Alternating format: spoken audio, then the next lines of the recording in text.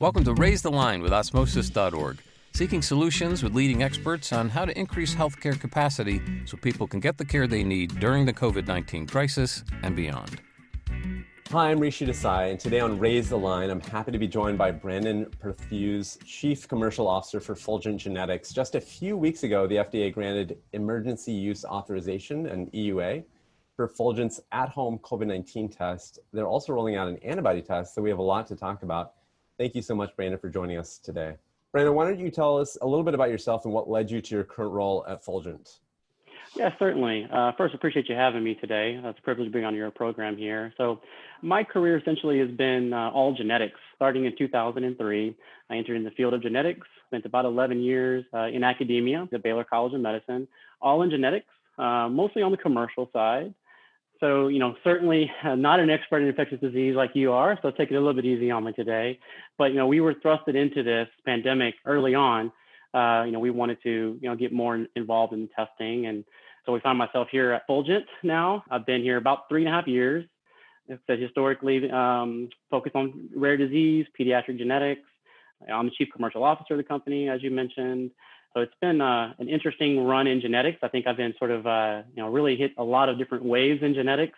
Starting in 2003 was an incredible time in human genetics, starting with, launching microarrays for rare disease and mitochondrial diagnostics. And of course, that was the era of sequencing the whole human genome, which a lot of it was done at Baylor when I was there, and launching of clinical exome sequencing. So it's been a bit of a lucky ride to see, all these different milestones in medicine and be a part of launching testing for those. Like I said, most of my career has been on the commercial side. But now, like I said, today, hopefully we'll spend a little more time talking about, what Fulgent's doing for COVID-19 testing and a little bit about what's going on in the community today. So that's perfect. Just tell me a little bit about Fulgent's test product for COVID-19 and specifically what sets it apart from kind of what's out there from other genetic testing companies. Fulgent actually at this point has a suite of testing, right? So I mentioned we got started very early on. We started developing testing in January. At this point, we have 3 products and recently actually just launched a 4th product. We have 2 of those products that are FDA approved through their EUA process. So our first test that we got approved is an RT-PCR test that's administered by physicians. So that test is FDA approved and really represents the bulk of the testing that we're doing today. Second approval, which hopefully we'll get to in more detail, is our at-home testing. I think we're one of only maybe 3 or so companies that truly have an end-to-end product for at-home testing, and that's going to be delivered through our Picture Genetics platform. In addition, we have a next-generation sequencing product for COVID-19 testing, which has been used mostly on the research side, drug development side, biotech side, for people that want to sequence the genome of the virus that causes COVID-19. And then our 4th product, we recently just launched, which is the antibody testing. So it's been, like I said, quite a crazy time at Fulgent, getting these tests up and running at Mach 3 speed. We like to kind of joke that we're building the plane in the air. It certainly feels that way. But, I really look forward to getting some more details on what we've done. And that's kind of where we're at today. I think everyone's building the plane in the air right now, so you're not alone. So I'm curious, for the second product, the one around PCR testing that's at home, is that something that a person in the community can just go out and buy? Yes, essentially that is correct. The only people that wouldn't qualify for that test are those that are, really critically ill, right? So as part of the Picture Genetics process for COVID-19, you go to our website, and when you go to the website, it's public. You take a quick questionnaire, and one of those questions, are you acutely ill, right? In that case, we want people to go see an urgent care clinic, go to the emergency room, go see your physician. If you're not critically ill, essentially, yes, anyone does qualify for the testing. So you answer a few questions, you walk through a pretty simple telemedicine consult, which is an important part of it. You complete your purchasing process, and then essentially 2 days later, a kit will show up at your front door. I've spent a lot of time talking to friends and family and colleagues about testing. And it's been a crazy few months, when it comes to testing and the changes. And I often hear about, oh man, I have to put that swab so far into my nose and it's miserable and it's painful and feels like I'm touching the back of my brain. And that's not the case with our at-home test. And actually most of our testing. I mean, we were really fortunate that the CDC and Fulgent and others were able to validate what they're calling now the mid-turbinate nasal swab, which is sort of just barely go in your nostril around 1 inch. Swab each side, put that into a tube. So this mid-turbinate collection is comfortable, it's easy, you can do it to yourself. And really that's what opened up our ability to do testing at home. You couldn't do it when we had to do the sort of the nasopharyngeal swab, which really needed, a medical professional to administer that. So once the purchase process is complete, Kit shows up 2 days later, you swab yourself, drop it into the tube, put it in our nice prepackaged, pre-labeled box, go to your local FedEx or FedEx drop box, drop it in the mail. It shows up at Fulgent essentially 24 hours later. So it's 2-day air to get the kit to the home, 1 day back. Takes us about 24 to 48 hours to process the sample, which I really want to spend some time on that, which I think is critical and really great that our company's been able to do that. But 24 to 48 hours later, those results are available online.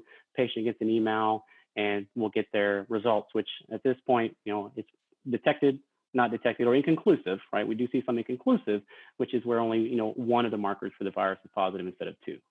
So I'm curious, it's 2 days to get it and then another 1 or 2 days to get the results. So that's like roughly 3 or 4 days. Is there any way that could be contracted down, or are there any parts of that that could be squeezed even tighter? The short answer is yes. For example, we could do 1 day shipping outbound, but we're balancing turnaround time with cost, right? We want to make this test affordable to patients. And frankly, shipping is a large part of the cost. So 2-day shipping is a lot cheaper than overnight priority, but maybe we could offer that as an option. There may be people that absolutely need more rapid turnaround time. We're running scenarios where people, they need a negative COVID result for a flight to go back to work, and a number of different scenarios. So there could be some scenarios where a more rapid delivery is worth it for people, right? So we could do that. Right now, we really want to keep the price as low as we can. We really want to see people be able to afford the test and really drive adoption. And the convenience factor is huge.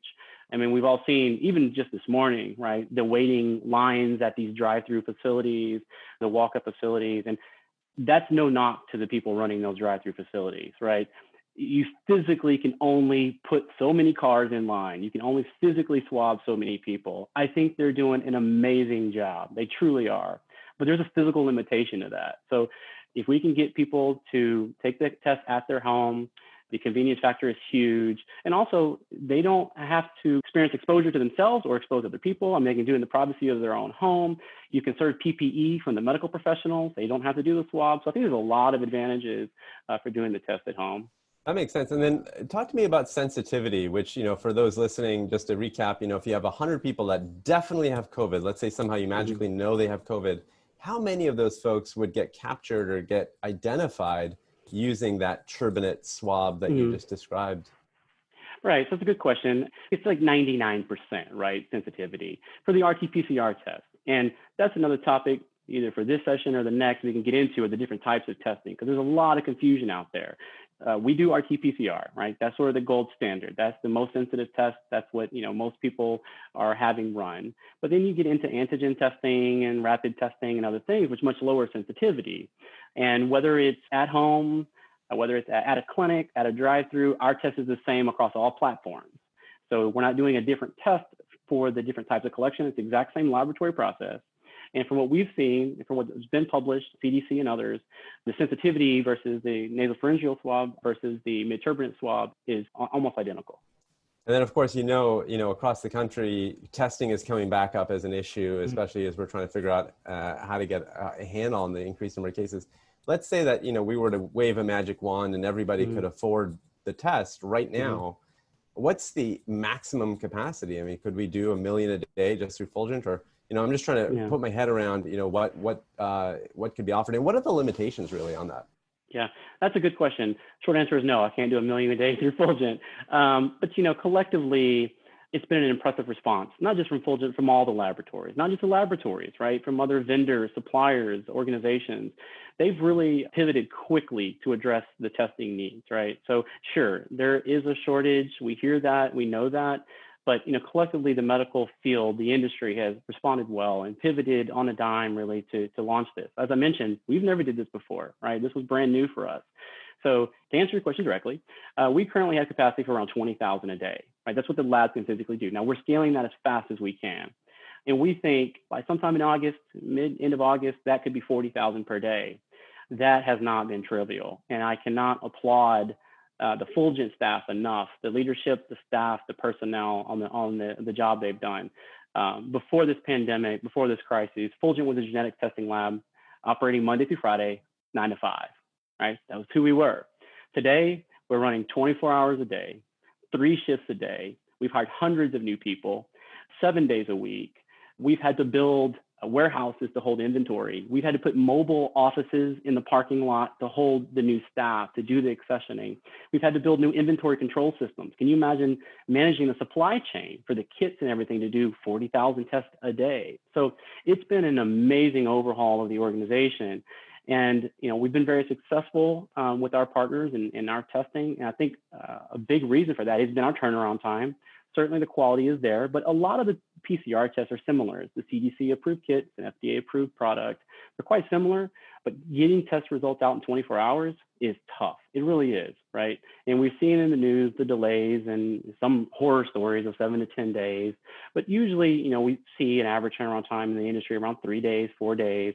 Around 90% of our results are delivered within 24 hours. The other 10%, about 48 hours.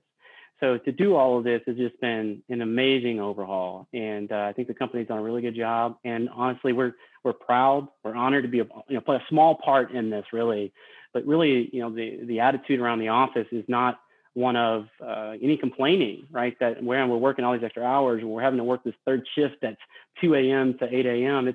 It's really an amazing response from the team. And they feel privileged to just play a small role. And we see all the patients we're helping. We're helping thousands of patients a day, and it is rewarding. We're really happy to be a part of it. There's a quote I heard recently about how when a house is on fire, you don't throw the bucket of water on the neighbor's house. You throw it on the house that's on fire because that's where it's most needed. Right now, we've got a few states that are literally on fire, Florida, Texas, Arizona. Are those states reaching out to Fulgent, or are they reaching out to get help to get more testing specifically from groups like you?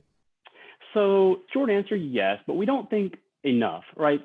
Just being honest, Fulgent's a relatively small company, right?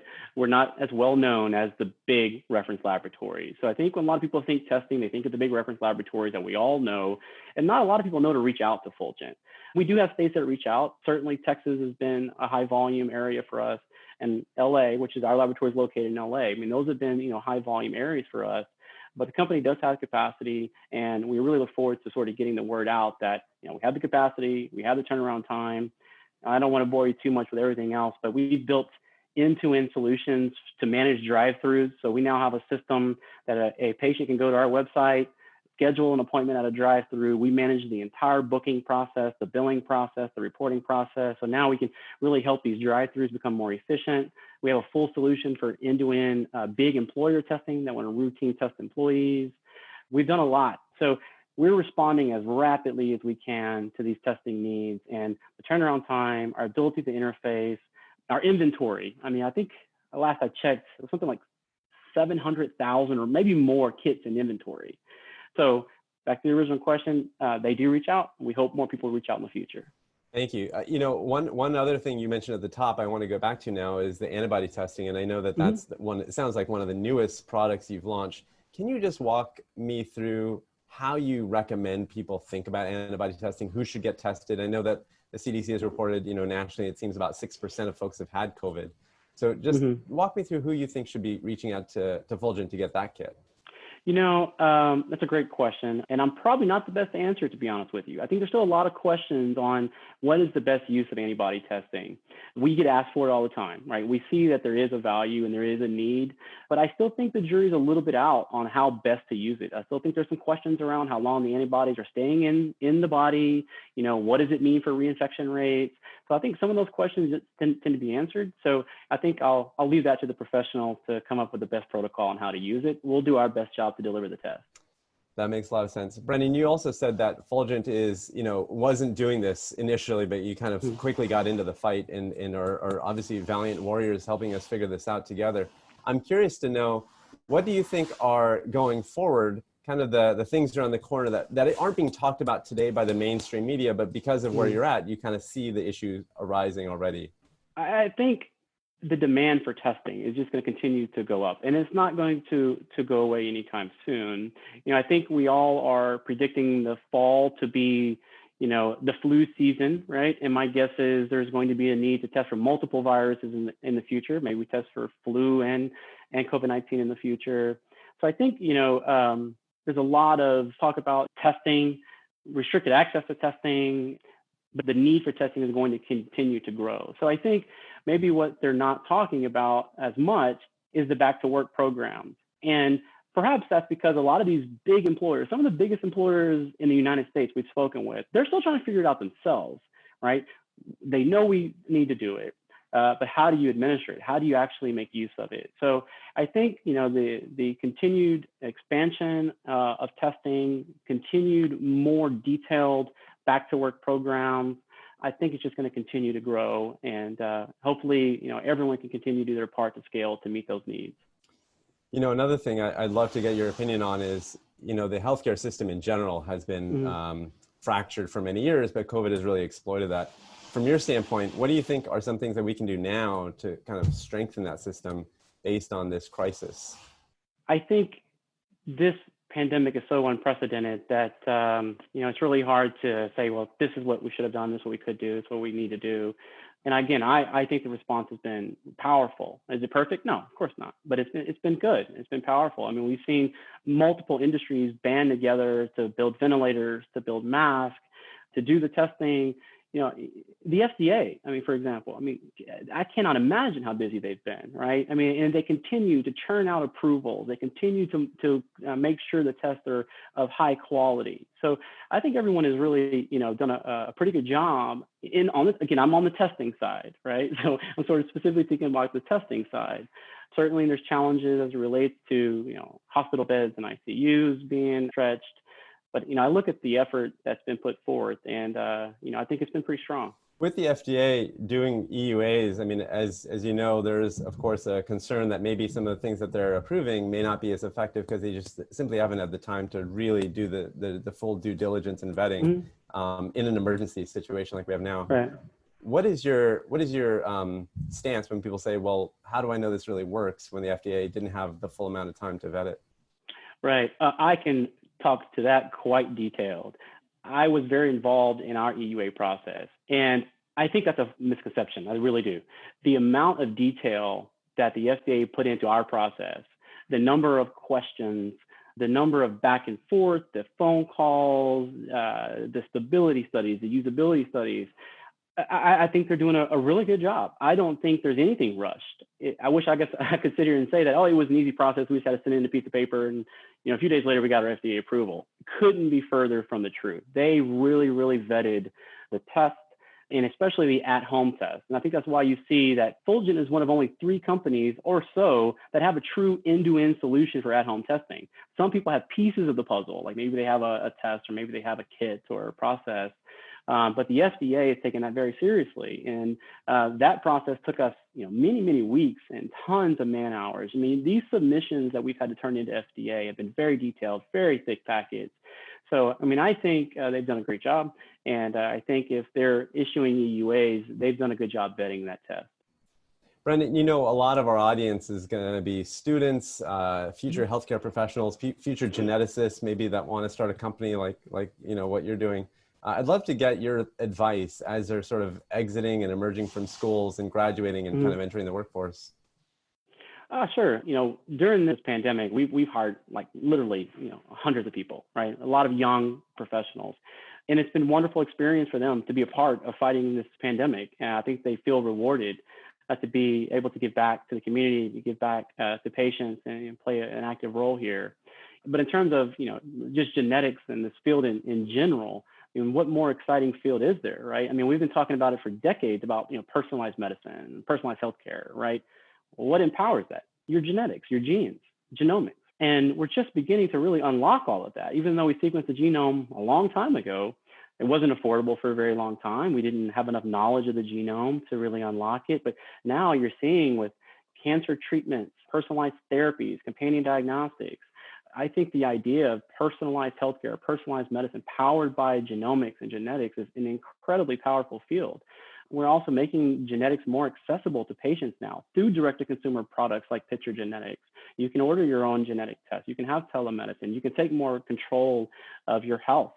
So I think it's been an incredible field for the last decade to see it expand, to see its use really explode. For so long, genetics was a diagnostic test giving you just an answer, but now we're seeing it applied to healthcare and treatments and prognosis and therapies. And I think for the next foreseeable future, one of the most powerful tools in medicine is going to be genomics.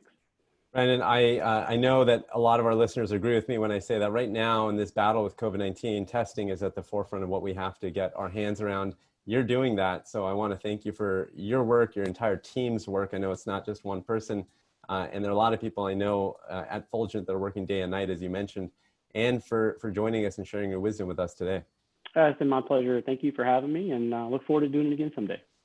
I'm Rishi Desai. Thanks for checking out today's show. Remember to do your part to flatten the curve and raise the line. We're all in this together.